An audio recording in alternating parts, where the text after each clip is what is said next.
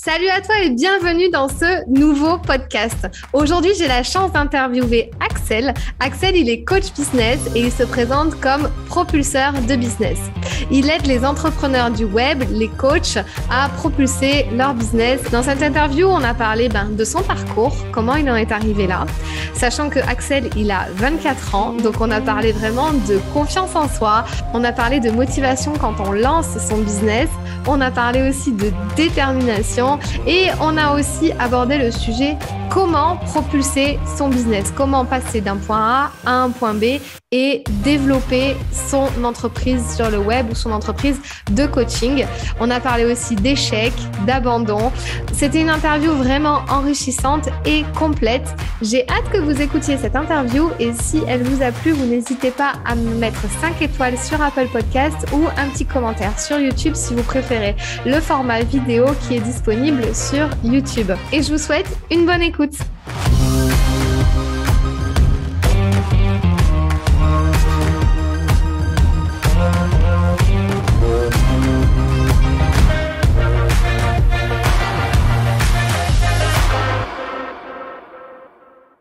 Salut Axel. Hello Fanny. Écoute, je suis ravie de t'avoir sur le podcast Révèle ton potentiel. Donc, bienvenue à toi. Je suis très content de ça. Merci à toi pour l'invite. Eh bien, écoute, avec grand plaisir. Donc, je t'ai présenté un petit peu en amont, mais par contre, j'aimerais que là, tu fasses un exercice que je demande à tous mes invités. C'est que tu te pitches en 30 secondes. Qui es-tu? Que fais-tu? Propulseur de business. Donc, j'accompagne les coachs, les experts qui ont déjà un business aujourd'hui à le propulser, le passer au niveau supérieur. Et donc, de mettre des process, de créer des systèmes pour attirer plus de prospects et convertir plus de prospects en clients. Donc, je m'appelle Axel Durier. Voilà. Ok, cool. T'as quel âge? 24 ans. J'ai eu 24 ans dans le mois de novembre. Waouh, ok. J'adore les business coachs qui se disent propulseurs de business à 24 ans. J'adore. Écoute, merci beaucoup, c'est cool. Donc là, je vais te poser 3 questions pour apprendre à se connaître un peu plus. La toute première question, c'est si demain, tu gagnais 1 million d'euros, 2 millions d'euros, même, allez, faisons-nous plaisir, 5 millions d'euros comme ça sur ton compte en banque personnel, qu'est-ce que tu ferais avec? Écoute, je pense que je ne ferai pas grand-chose de plus. Du moins, mon train de vie serait peut-être le même si je pense que je ferais plus d'activités, peut-être un petit peu plus folles. Mais concrètement, je donnerais plus d'argent à ma famille, déjà, premièrement. J'investirais, pareil, en fait. Moi, j'ai un peu une stratégie par rapport à l'argent où il y a une partie j'investis, une partie j'épargne, une partie je donne, une partie où je m'éclate avec. Et je pense que je ferais la même chose, mais à un degré vraiment Plus élevé. beaucoup plus élevé. Ok, pas de petit achat immobilier, pas un petit bateau qui traîne par-ci par-là. Ah oui, évidemment, évidemment. 1 million, 2 millions, 3 millions, je pense que d'abord j'investirais, je ne penserais pas trop à acheter, mais ouais, si, une maison, en tout cas, ce serait excellent. Surtout, je voyagerais beaucoup, je pense. Cool, ok. Écoute, merci pour cette réponse. La deuxième question que j'ai à te poser, est-ce qu'il y a quelqu'un qui t'inspire euh, et qui est pour toi vraiment comme un mentor ou une source d'inspiration pour toi et qui du coup t'a aidé à te développer, à avancer? Moi, j'ai eu beaucoup, auparavant, c'était Théophile Hélier. Donc, c'est un entrepreneur, mais ouais, il est plus trop sous le devant de la scène, on va dire. Mais il m'a beaucoup, justement, inspiré parce qu'il était de la même ville que moi. Donc, du coup, je me suis beaucoup identifié à ça. Et sinon, David Laroche, il m'a vraiment beaucoup, beaucoup inspiré, vraiment. Ouais, j'adore David. Ouais, cool. Ok, qu'est-ce qui te fait kiffer chez David? Pour moi, c'est sa simplicité, en fait, qui est vraiment très, très simple. Et en fait, je pense que c'est peut-être l'amour qu'il donne aux autres. Moi, Ouais, je suis beaucoup comme ça. Et lui, ça se voit qu'il apporte énormément d'amour, de bienveillance, un amour inconditionnel. Et ça, je trouve ça top. trop cool. Ok. Et la dernière question, ça serait une chose qui t'arrive de positive en ce moment, une ou peut-être plusieurs choses si tu en as, mais qui t'arrive vraiment, c'est vraiment super positif pour toi, tu es super content et ça te met en joie. Moi, je dirais de la chance. De la chance, parce qu'au final, ça va résumer plein de choses. C'est que j'ai l'impression d'avoir la chance là au niveau de mon business, au niveau de l'argent. J'ai l'impression d'avoir la chance avec les résultats que j'apporte à mes clients. J'ai l'impression d'avoir de la chance, moi, dans mon développement personnel, etc., avec ma chérie, au niveau notre couple, etc. Donc, je dirais plus la chance. La chance sur plusieurs domaines de ma vie, en fait. Ok, c'est super marrant que tu dises la chance parce que dans le développement personnel, tu sais, on parle pas de chance, on parle de finalement qu'on s'est créé ça, tu t'es donné les moyens de faire ça. Qu'est-ce que tu en penses de ça si on devait rebondir directement? Moi, je pense qu'il n'y a pas que ça. Moi, je pense qu'il y a aussi peut-être quelque chose au-dessus. Après, au final, est-ce que c'est nous-mêmes qui l'attirons ou autre? Je sais pas. Moi, j'appelle ça un petit peu de la chance. Et dans tous les cas, le principal, c'est que ça continue. Donc, peu importe comment est-ce que je l'appelle, pour moi, le principal, c'est que ça continue comme ça. Ok. Mais j'ai l'impression qu'il y a quand même un petit pourcentage de chance qui arrive quand même. Ok, donc en fait, finalement, la chose qui t'arrive de positive en ce moment, elle est sur plusieurs domaines et c'est un peu une espèce d'énergie positive comme ça qui est là et qui te propulse un peu partout. J'aime bien ce terme propulser, je crois qu'on va le garder tout au long du podcast. Alors, maintenant, la première question pour commencer ce podcast, finalement, c'est me décrire comment t'en es arrivé là. Qu'est-ce que tu faisais avant? D'où tu viens finalement? Un petit peu quel parcours tu as et comment ça se fait qu'aujourd'hui, tu es coach business? Ok, alors en fait, moi, il y a peut-être 5 ans, je crois, ouais, 5 ans, juste après les études, je devais être coach sportif, mais j'ai pas passé justement les tests de coach sportif parce que je faisais beaucoup de sport, football, musculation, etc. Et je m'étais blessé au genou. Et donc, je me suis dit, bon, bah, je vais reporter ces tests de coach sportif. Et en fait, je suis parti à l'usine. Donc, ça n'avait rien à voir, mais mon père m'a dit, bah, écoute, voilà, c'est un peu la suite logique pour les duriers, la famille Durier. C'est de dire, OK, bon, bah, tu as 18 ans, tu as 19 ans, tu as eu ton bac ou pas, bah, c'est pas grave, tu vas venir avec moi à l'usine pour faire un peu d'argent. Donc, j'ai été à l'usine pendant 1 an et demi, 2 ans, j'ai travaillé avec mon père et du coup, mon frère qui travaillait là-bas aussi. Et je me suis fait virer au bout de 16 ou 18 mois. Bref, ils m'ont arrêté tout simplement. Et puis, j'ai été d'usine en usine. À un moment donné, j'en ai eu marre. J'ai décidé de créer ma propre activité. Je me suis formé vraiment à 200% sur le blogging, les tunnels de vente, Instagram. J'ai développé plusieurs business qui ont fonctionné. Le premier n'avait pas fonctionné. Les autres ont commencé à fonctionner petit à petit. À un moment donné, j'ai été coach Instagram pour les esthéticiennes. Donc, j'étais le seul homme en France ou le premier, on va dire, à être coach Instagram uniquement niché sur les esthéticiennes parce que j'avais accompagné ma petite amie à développer son compte Instagram, etc. Et donc, du coup, ça m'a fait un peu un nom sur ce domaine-là. Et puis, j'ai kiffé, j'ai pris beaucoup de plaisir justement à les accompagner, mais en fait, à chaque fois, les prothèses ongulaires, elles sont un peu limitées en termes de résultats, d'argent qu'elles peuvent gagner. Tu vois, elles ne peuvent pas gagner vu qu'elles sont toutes seules généralement. Et je n'avais pas les compétences de leur faire recruter des personnes, etc. Donc, je leur donnais des compétences, des capacités, des connaissances pour attirer des clientes sur Instagram. Ça marchait, mais voilà, elles gagnaient 4 000 euros par mois et pourtant, elles avaient presque plus de vie perso, quoi. Ah ouais. On est assez bloqué. Et puis, j'ai accompagné un coach sportif, un coach de vie, un coach en immobilier. J'ai vu qu'ils avaient eu des super résultats parce qu'ils disaient, OK, Axel, comment tu as fait pour faire 5, 10, 15 000 là ce mois-ci? C'était très instable, mais Ouais. ils disaient, bah, comment tu as fait? Et du coup, je leur montrais comment je faisais. Et je prenais beaucoup plus de plaisir à les former eux qu'à coacher les esthéticiennes. Et donc, du coup, ça m'a amené à devenir business coach. Ok, cool. Alors attends, t'es juste un tout petit peu allé trop vite pour moi dans le sens où t'es passé de l'usine à ouais, je me forme en tunnel de vente. Mais à quel moment dans ta tête ça t'a juste traversé l'esprit, tu vois? Est-ce que tu t'es pas dit bah il faudrait que je trouve un taf au milieu, je sais pas moi, de vendeur dans le marketing, commercial, n'importe, tu vois? Pourquoi tu t'es dirigé directement vers le web en fait? Bah en fait, quand j'allais justement à l'usine, etc., à chaque fois que j'allais quelque part, j'avais l'impression que je comprenais beaucoup plus vite que les autres et que, je sais pas, j'avais l'impression que je voyais que je comprenais des choses que les autres ne voyaient, ne comprenaient peut-être pas forcément. Et j'avais l'impression que pour moi, c'était facile de comprendre certaines choses, de passer à l'action, etc., de mettre des choses en place. Et quand on m'a viré, je me suis dit, bon, bah en fait, j'avais pas l'emploi, en fait. Donc, j'étais en mode chill. Moi, j'étais en mode, c'est bon, j'ai travaillé 18 mois. Pendant 18 mois, je vais chiller, etc. Je faisais n'importe quoi avec mes amis. On allait en boîte tout le temps, on dépensait de l'argent. Je fumais je fumais des pets, donc je fumais la marijuana, etc. Je faisais que ça. Et toutes les journées, que ça, que ça, que ça. Mais au bout de 6 mois, 8 mois, 1 an, on voit que le chômage commence à arriver, ou du moins commence à se terminer. Et là, on commence à se poser des questions. On se dit, bon, ben, qu'est-ce que je vais devoir faire? Qu'est-ce que je vais pouvoir mettre en place pour pouvoir, en fait, moi, devenir juste indépendant parce que je me disais que j'étais capable, en fait, de pouvoir moi-même gagner de l'argent, en fait. Hmm. Je me disais Mais que les efforts que je mettais dans une usine, etc., chez un employeur, si je les mettais pour moi, je me disais qu'avec mon intelligence ou ma petite intelligence que j'avais, je pouvais quand même gagner un petit peu d'argent. Ok, mais t'appelles ça quoi en fait? Toi, t'appelles ça comment le fait de savoir faire ça, de se dire en fait, parce que tu sais, moi, je suis vraiment dans le coaching de confiance en soi hein, pour les femmes.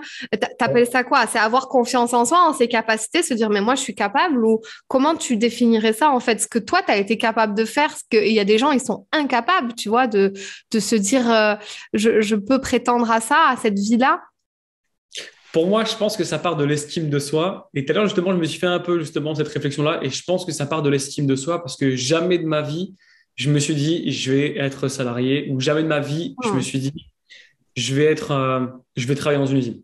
Parce que mon père était là-bas, parce que mon frère travaillait là-bas. Mes deux frères étaient passés là-bas. Mais quand moi j'ai été, il restait plus qu'un de mes frères et mon papa. Et je me disais, non, mais jamais je ferai ça. Et donc, moi, quand je suis arrivé dans l'usine, tout le monde me disait, t'aimerais être embauché, etc., etc., si on te propose. J'ai toujours dit, mais jamais de la vie, vous m'aurez, jamais de la vie, je me ferai embaucher ici. Et donc, je pense que c'est plus de l'estime de moi-même où je me disais, mais jamais je bosserai quelque part comme ça. Donc, tu vois, avant d'aller à l'usine, je me disais, je vais être coach sportif. En mode, je vais être indépendant. Donc, c'était un peu inné. Enfin, ou du moins, voilà, dans mon enfance, pour moi, c'était logique. Moi, j'ai toujours rêvé d'être footballeur, rappeur, etc. Donc, des choses où je brillais vraiment et où j'étais un peu seul. Euh, et donc, je sais pas, quand l'usine s'est arrêtée, moi, j'étais confiant, comme tu disais, par rapport à mes compétences, par rapport à ce que je savais. Et voilà, j'avais l'impression que peut-être que les gens étaient au ralenti, que moi, j'allais plus vite. Je sais pas. Ouais, ok. Et du coup, juste la transition vers le web, du coup. En fait, donc, j'ai arrêté l'usine, j'étais pas emploi, tranquillement, etc. En fait, il y a un ami à moi qui m'a montré Théophile Hélier. Donc, Ah justement, quand on oui, d'accord. Ok. rencontré Théophile Hélier, il m'a dit, bah, regarde, c'est un gars justement qui était du Nord avant. Maintenant, il habite à Malte, mais il habitait à 10-15 minutes de chez moi, de Tourcoing, etc., etc. Il était à tel lycée, un lycée que je connaissais. Je me disais, waouh, et lui, il fait quoi aujourd'hui? Je le voyais, voilà, chemise, musclé, tatouage, etc. Derrière, justement, la plage à Malte. Je me suis dit, mais en fait, c'est lui que j'ai envie d'être. Tu vois. Je me suis dit, vraiment, j'ai envie d'être comme ça exactement. Ça m'inspirait énormément. Et en plus, je regardais ce qu'il faisait et je voyais qu'il accompagnait d'autres personnes à gagner de l'argent. Tu vois, à gagner plus d'argent et à être libre, etc. Je me suis dit, mais en fait, c'est vraiment ce que je veux faire. Alors, j'avais aucune connaissance, Euh, pas de stratégie, pas de comment, rien du tout. Je me suis dit, je veux être comme ça. Et donc, du coup, je me suis renseigné. Et au moment où je me disais, bon, bah, je vais commencer à plus trop avoir de Pôle emploi, il faut que je trouve une solution, j'ai investi dans ces formations.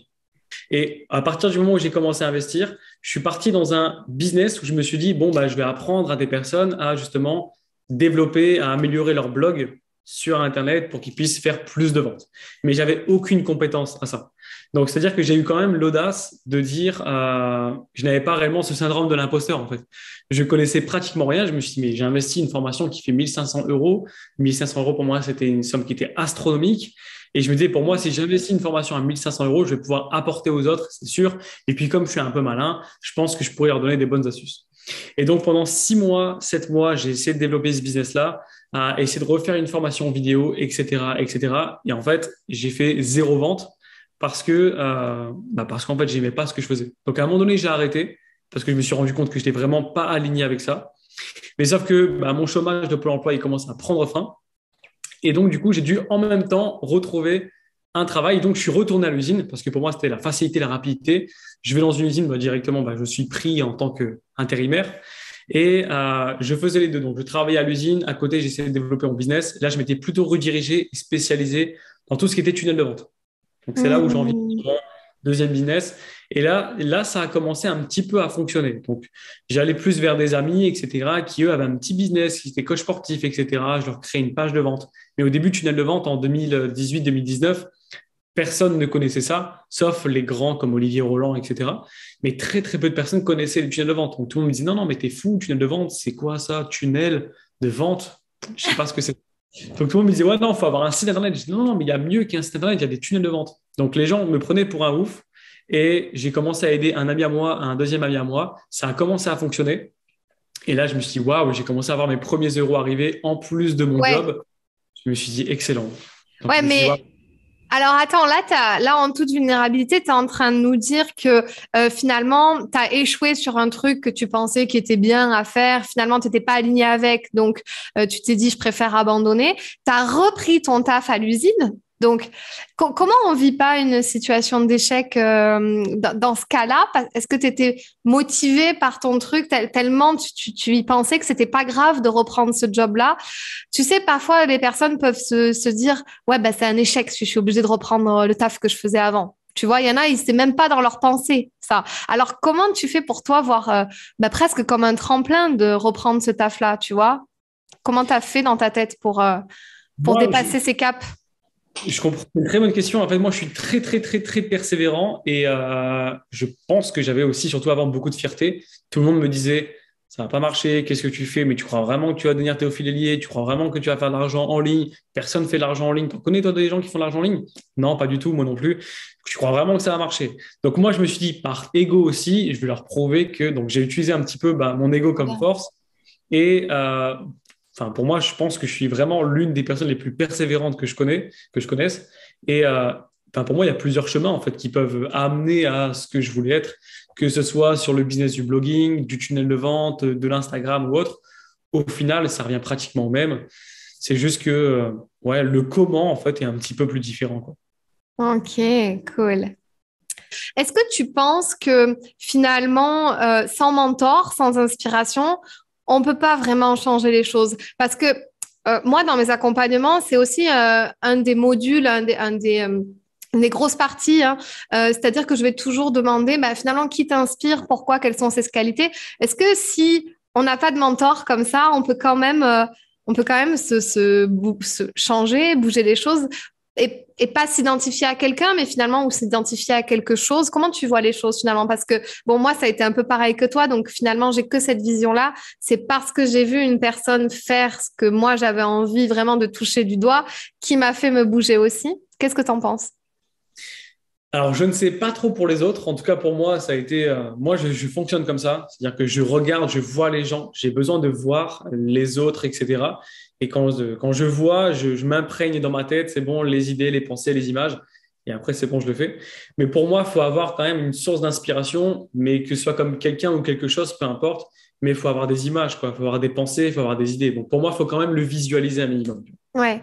Qu'est-ce que tu dirais comme conseil là, à une personne qui nous écoute et comment elle peut trouver cette source d'inspiration en fait?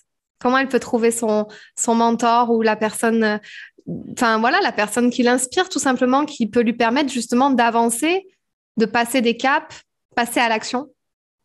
Moi, j'ai eu de la chance, hein, on me l'a présenté, donc j'ai eu beaucoup de chance là-dessus, mais je pense déjà d'aller justement essayer de découvrir un maximum, quoi.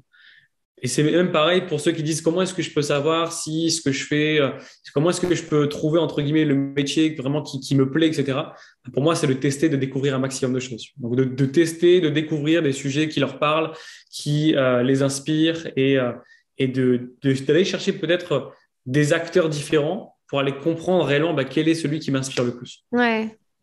Donc je Quelle dirais est le la, type. quelle est la question que tu poserais à un coaché pour lui demander de trouver son mentor, ses mentors? La question que je lui poserais pour qu'il puisse trouver son mentor, Ouais. je lui dirais qu'est-ce qu'il cherche le plus, qu'est-ce qui est le plus important pour lui chez un mentor. Ouais, ok. Par exemple, David Laroche, ça a été l'amour au final. Mais je ne le savais pas. Enfin, je pense que si on m'avait posé la question, je ne l'aurais peut-être pas trouvé au final. Donc, est-ce que c'est une bonne question? Je ne sais pas. Mais si les personnes arrivent déjà à faire un travail d'introspection, c'est comment est-ce qu'eux, ils sont et qu'est-ce qu'ils voudraient retrouver chez une autre personne, je pense. Ouais, ok. Donc, c'est un peu un système de valeurs aussi qu'on identifie chez des mentors. Ok. Maintenant, dis-moi un petit peu, qu'est-ce que tu fais au quotidien? Quelles sont en fait tes activités? Ça veut dire quoi être propulseur de business finalement? Alors concrètement, ce que je fais, c'est que je vais accompagner des personnes sur plusieurs mois, tout le temps. Je fais jamais des coachings, par exemple, one shot, instantané, d'une heure. Je fais jamais ça. Quand je prends une personne, je l'accompagne toujours à un résultat ou à une situation B. Donc, propulseur de business, ça veut dire quoi? Ça veut dire qu'une personne a déjà un business ou vient de lancer ou qu'il fonctionne peut-être déjà, mais qu'elle veut vraiment l'accélérer, le passer au niveau supérieur parce que peut-être qu'elle rencontre un plafond de verre. Elle n'arrive pas forcément soit gagner une certaine somme, soit à impacter peut-être encore plus en nombre justement ses clients, on va dire. Et donc, au final, qu'est-ce que je fais au quotidien? Eh bien, c'est de déjà coacher mes clients. Déjà, premièrement, pour moi, c'est la chose principale sur laquelle je me focalise. Mais aussi moi-même d'optimiser un petit peu mes process pour aller chercher moi-même mes clients, passer des rendez-vous, proposer justement mes offres Ouais. et rencontrer tout simplement les personnes qui pourraient être intéressées par ce que je fais. Bien sûr. Et maintenant, quand tu interviews tes clients, quand tu as ce premier rendez-vous, finalement, est-ce que tu retrouves des points communs dans les problématiques de tes clients? Des points communs, ça peut être aussi des croyances limitantes qu'ils ont, de pourquoi en fait leur business stagne et ne passe pas à un niveau supérieur. Ouais, très souvent, déjà, la plupart des personnes ne se concentrent pas sur les bonnes actions, on va dire. Mhm. Eux, les 20-80, ben, justement, ils font l'inverse. C'est-à-dire qu'ils vont se concentrer sur les 80% d'actions qui leur apportent que 20% de résultats. D'accord. Alors que moi, c'est justement tout l'inverse. C'est-à-dire que eux, ils auront la croyance et au final, justement, c'est ça le problème, c'est que c'est leur paradigme de pensée, ce qu'on leur a peut-être justement donné comme pensée, comme idée les années en arrière. Deux, il faut créer une énorme communauté pour pouvoir gagner justement sa vie, pour pouvoir coacher des gens. Il faut avoir 10 ans d'expérience pour pouvoir être un expert et pour pouvoir coacher quelqu'un.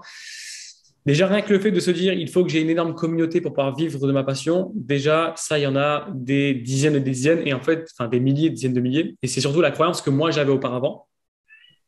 Et aussi, c'est de se dire, bah, écoute, je pense que ma valeur, entre guillemets, je l'estime par rapport à mon temps. Tu vois, c'est-à-dire qu'ils vont estimer le prix de leur coaching, de leur programme d'accompagnement par rapport à leur temps. Ah, bah, aujourd'hui, je fais une séance de coaching, donc c'est 60 euros de l'heure. Ah, si je mets trois chiffres, 100, 150 euros de l'heure, ça fait beaucoup. Tu vois. Ok. Beaucoup de personnes ont cette croyance-là. Mais alors, comment tu fais, toi, pour arriver à leur créer des blocages et à changer leur système de croyance, finalement? Bah déjà, je leur explique réellement ce qu'est le business et je leur démontre. Donc, c'est plus par la démonstration de moi, de mes clients aujourd'hui qui sont justement dans mon groupe, par exemple, mais aussi voilà, de leur montrer que, par exemple, aujourd'hui, pour faire, je sais pas, par exemple, 20 000 euros de chiffre d'affaires, c'est beaucoup plus facile de vendre 4 offres à 5 000 euros que de vendre, je sais pas, c'est quoi, 1000 offres à 20 000 à 20 euros, par exemple, tu vois. Donc, tout dépend un petit peu le business model que la personne veut créer. Mais moi, Ouais. j'accompagne uniquement des personnes qui veulent vendre du coaching, qui veulent vendre des accompagnements et principalement haut de gamme. Donc, un minimum 1000, 1500, 2000 euros, vraiment grand minimum. Donc, je leur démontre juste par A plus B qu'en fait, c'est plus facile et que par rapport aux connaissances, aux compétences qu'ils ont aujourd'hui, ça vaut largement le prix. Ouais. Et là, tu parlais de valeur et de temps. Finalement, c'est quoi pour toi cette histoire-là de la valeur du coach contre son temps? Enfin, comment tu détermines ça? Est-ce que c'est quelque chose qui est propre à lui et c'est lui qui doit le définir finalement? Ou et justement, je sais que sans doute tu dois les aider à faire péter, pareil, des paliers, des croyances. Ils se disent, mais non, mais moi, je vaux pas ça. À chaque fois, déjà, on regarde quel est le problème le plus urgent et le plus important que déjà le client peut résoudre, tu D'accord? vois, et de voir réellement à quel point c'est important, enfin combien ça vaut. Par exemple, il y a des personnes qui me disent, ouais, moi je suis coach sportif, voilà, je transforme pas les croyances, vraiment, je sais pas, j'accompagne pas des personnes à sortir de la dépression, etc., etc. Donc c'est moins lourd, je suis coach sportif, c'est tout. Donc on va lister, ok, mais c'est quoi les bénéfices réellement que tu apportes aujourd'hui à tes clients? Eh bien, je leur permets d'avoir un meilleur corps. Mais donc du coup, qu'est-ce que ça apporte? Une meilleure estime de soi, une meilleure confiance en soi, un meilleur amour de soi. Ok, et en fait, on se rend compte, la personne se rend compte de tous les bénéfices que justement, ce qu'elle Ouais. apporte tout justement le panel et elle se rend compte, ah ouais, en fait, ce que je fais, c'est juste dingue. En fait, c'est pas juste je permets à une personne de perdre 5 kilos. Non, c'est bien plus que ça. Donc, déjà, généralement, les personnes se réduisent déjà en se disant, bon, je suis juste coach sportif, je fais juste ça. Et Au lieu de vraiment. comment ça se fait qu'on fait ça? Pourquoi on se réduit comme ça? On a tendance à presque se dévaloriser ou de pas voir qu'on pourrait avoir plus de valeur finalement au niveau argent, au niveau tarif. Alors, c'est possible que ce soit aussi à cause enfin, je pense que c'est la personne qui se focalise trop aussi sur l'extérieur, sur la concurrence, Ah sur ouais. les autres, etc., etc. Ah, il y a des coachs sportifs, ah, ils sont à 50 euros de l'heure. Et donc, forcément, s'ils se câblent à cette énergie-là de 50 euros de l'heure, mais ils ne se disent pas derrière qu'il y a un changement qui est incroyable. C'est normal. Alors Et si on. attends, Là, tu Ouais. viens juste de dire un mot, câbler son énergie. Est-ce que tu peux définir ce que ça veut dire? Franchement, je pense que tu sauras mieux le définir que moi. Mais pour moi, enfin, tout a une énergie, tout a une vibration. Et pour moi, la personne se câble, enfin, au niveau du champ quantique, si elle arrive justement à se câbler à une énergie d'un mot ou d'un chiffre ou de quelque chose qui est réducteur, bah forcément, derrière, elle sera elle-même plafonnée, en fait. Ok, j'étais pas prête à parler champ quantique et énergétique avec toi aujourd'hui, Axel. Mais c'est cool. Énormément là-dessus, hein. J'ai pas énormément de connaissances, mais je sais que tout a une vibration, a une fréquence et il faut se câbler là-dessus. Sinon, on se limite, quoi. Est-ce que pour toi, cette fréquence finalement, est-ce que pour toi, c'est très, très lié à l'énergie positive, la pensée aussi positive et le développement de son mindset, un mindset qui est quand même plus positif, plus, tu vois, quand on a une énergie positive, on attire des gens, tu vois, on attire les opportunités à nous. Et ça, on le dit beaucoup dans la pensée positive. Qu'est-ce que tu en penses, toi, de ça? Moi, je suis 100% d'accord, hein. Franchement, après, ça fait partie, je crois, d'une des lois de l'univers. Je suis pas sûr. Donc, pour moi, enfin, voilà, je pense qu'il n'y a même pas à justifier là-dessus, tu vois. Pour moi, ça fait partie d'une des lois de l'univers, c'est fondamental bah, pour déjà être bien soi-même, mais aussi d'attirer bah, les bonnes personnes et ceux qui ont la même fréquence que nous, du coup. Ouais, ok. Donc, si tu devais récapituler un petit peu les étapes pour, je sais pas, passer d'un point A à un point B dans son business et comme tu dis, le propulser. Pour toi, en fait, qu'est-ce que finalement la personne doit travailler, que ça soit en coaching ou peut-être de son côté, si tu as aussi des clés à donner. Finalement, quelles sont les étapes primordiales pour toi pour arriver à propulser son business? Alors moi, je dirais déjà, c'est de prendre conscience de sa propre valeur, donc des résultats que la personne, justement, peut apporter à quelqu'un, et de se dire aussi avec qui réellement moi j'ai envie de bosser, à qui j'ai même pas bossé, avec qui j'ai envie réellement d'accompagner. Quelles sont les personnes à qui je prends le plus de plaisir à coacher, etc., etc. Ouais. Et pas forcément de se focaliser sur il n'y a que ces personnes-là qui sont prêtes à m'acheter par rapport aux personnes que j'ai eues, etc., etc. Donc c'est toujours de se câbler encore une fois sur qu'est-ce que moi je veux, qu'est-ce qui est le mieux pour moi, etc. Et donc une fois que la personne déjà prend conscience de sa réelle valeur, déjà elle peut se dire ok. En fait, j'ai envie de bosser avec ce type de personne-là et elle n'est pas du genre à dire mais qu'est-ce que je vais bien pouvoir lui apporter déjà. Et ensuite, par rapport à ça, on va mettre justement tout son positionnement, tout son business model. Combien est-ce que tu veux gagner aussi? Combien est-ce que tu veux générer par mois? Quel type de business? Quelle est la vision de ton entreprise?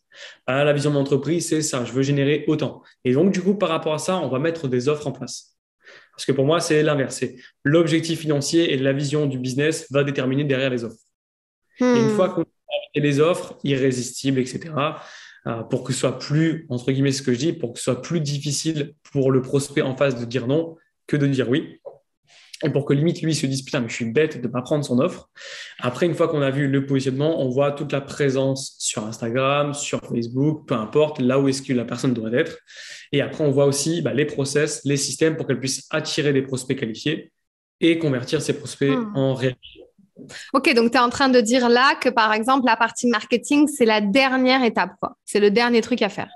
100%. En fait, c'est comme, je prends toujours l'exemple de la bouteille, enfin la métaphore, l'analogie plutôt de la bouteille. C'est qu'aujourd'hui, si demain tu as une bouteille d'eau, mais qui est complètement trouée au bout, tu as beau justement vouloir la remplir, de mettre des litres et des litres dedans, bah, justement, tu n'arriveras pas à le stocker. Tu n'arriveras pas à le garder et justement, tu vas tout gaspiller.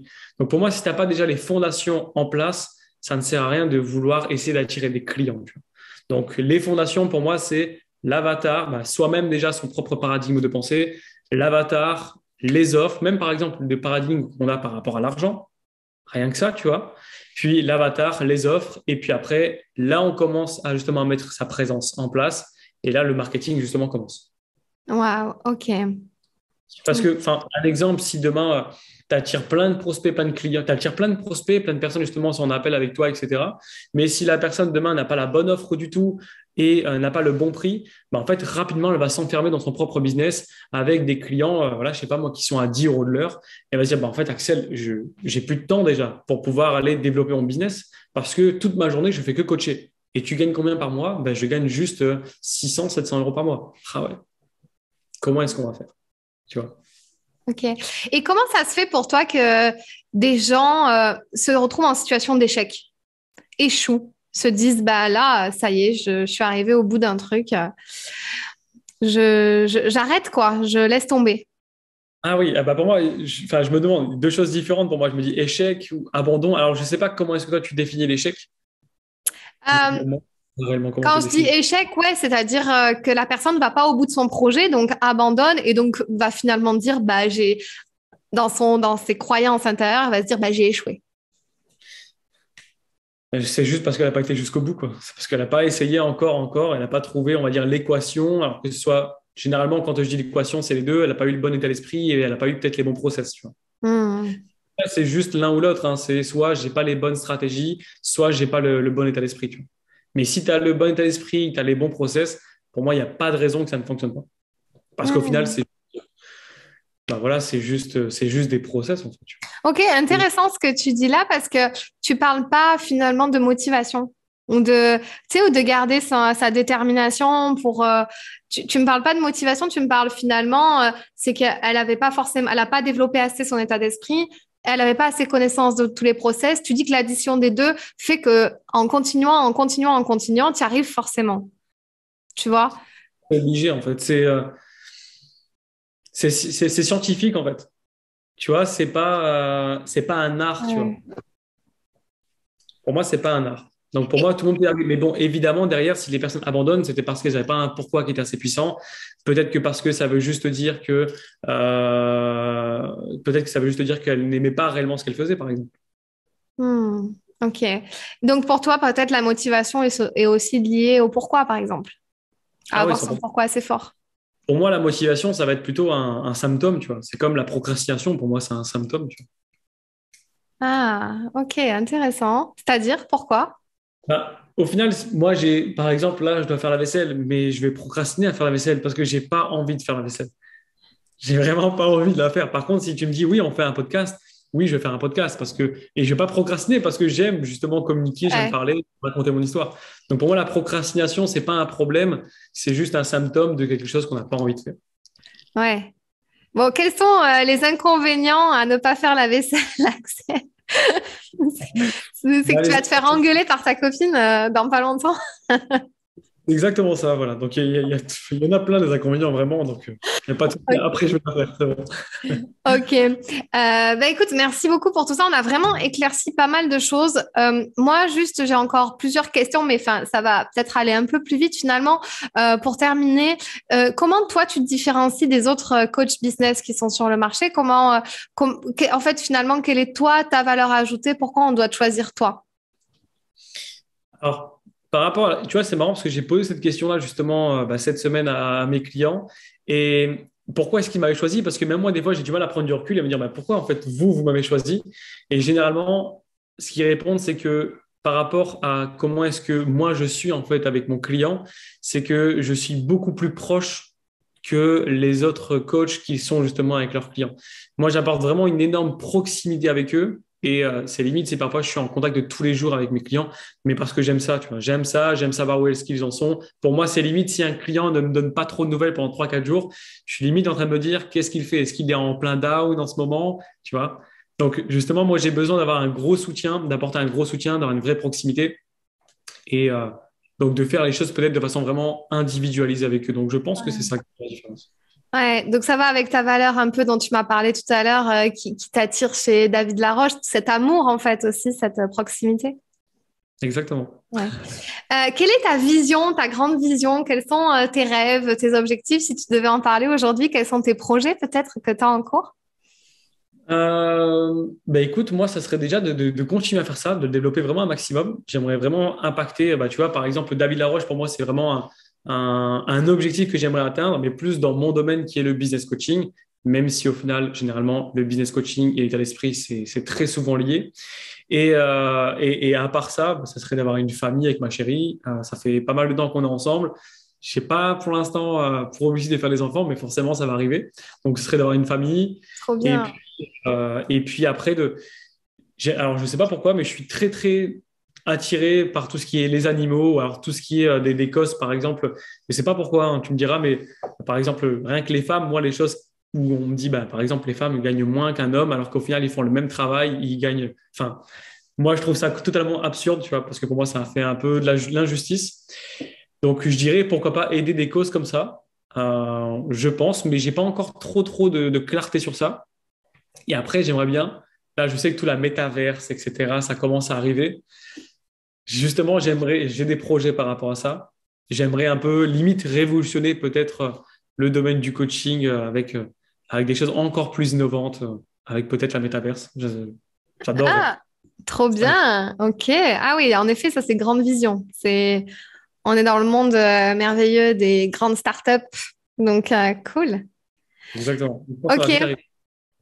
Axel, merci beaucoup pour tout ça. Est-ce que tu penses qu'aujourd'hui, tu as révélé pleinement ton potentiel? Oula, franchement, je pense pas. Franchement, je ne pense pas. Et je pense que je suis en cours, je suis en chemin. Ouais. Comment on fait pour révéler pleinement son potentiel d'après toi? Parce que ça, en fait, c'est le nom de mon podcast, tu vois. Et juste, voilà, pour terminer sur ça, comment d'après toi on fait pour libérer, révéler son potentiel? Ah, c'est marrant parce que tout à l'heure, on en a parlé rapidement, tu parlais de lâcher prise, tu vois. Pour moi, déjà, ce serait de vraiment lâcher prise, déjà de se connaître vraiment à 100% qui on est. Et pour moi, si tu t'estimes pleinement, si tu t'aimes pleinement, si tu te respectes déjà, tu peux déjà accéder, je pense, à une bonne partie de ton potentiel. Et puis après, si tu n'as aucune attente, je pense que pour moi, tu as atteint un niveau de liberté qui est tellement incroyable quand tu n'as aucune attente que derrière, tu peux libérer vraiment à fond ton potentiel, je pense. Ouais, ok. Donc, ne pas avoir d'attente et lâcher prise. Waouh. Je Ok. Super réponse. Bah, écoute, merci beaucoup. Est-ce que tu as une dernière citation, une dernière punchline que tu aimerais nous partager, un truc, voilà, où tous les jours tu te dis la même chose, ou une citation qui t'inspire?